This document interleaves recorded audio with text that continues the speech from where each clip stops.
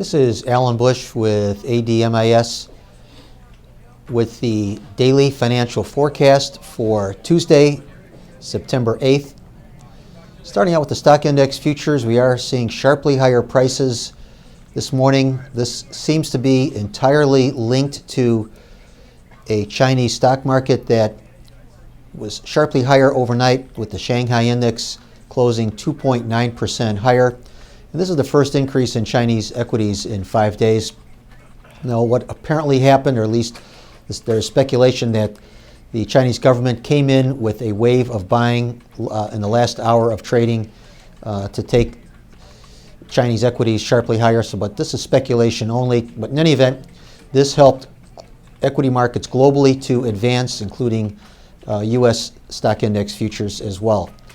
Also, we do feel that we are in the middle of, or in the midst of, a new wave of economic stimulus in one form or another. More is coming. Those central banks, namely the Fed and the Bank of England, that remain a bit hawkish, we believe will back away from their hawkishness. So central banks around the world have a lot of ammunition left in various forms to support stock index futures globally. Moving now over into the foreign currencies, higher stock indices causing flight to quality longs to be liquidated in the dollar index. Also, we had better than expected GDP numbers in the Eurozone, coming in up 0.4%. The guess was up 0.3%, so that helped the euro currency. Also, the yen trading lower, though, even though we did have GDP numbers in Japan showing a smaller contraction. But what really put some pressure on the yen was the flight to quality long liquidation in light of higher global equity markets. Also, we are seeing the Australian dollar trading sharply higher, about 80 points higher. This due to a report showing that the business climate in Australia has improved, and this offset a very weak Chinese import and export series of numbers. So that took the Australian dollar higher in spite of some negative Chinese news. Now, moving over to the interest rate markets, we are seeing futures lower. First of all, there is quite a bit of supply this week, with $58 billion in Treasury offerings in 3, 10, and 30-year issues. Also, flight to quality longs being liquidated in light of higher equity markets globally.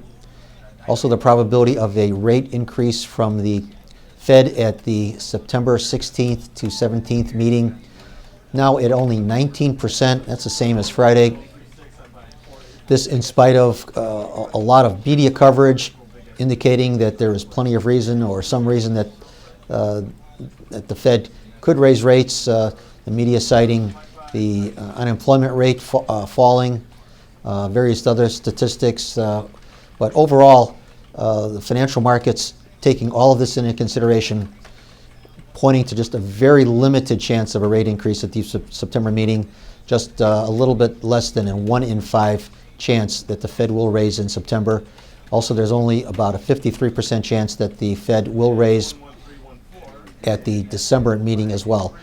So I would still concentrate it alongside of stock index futures on any kind of weakness, and also on the short side of the dollar index on any gains there.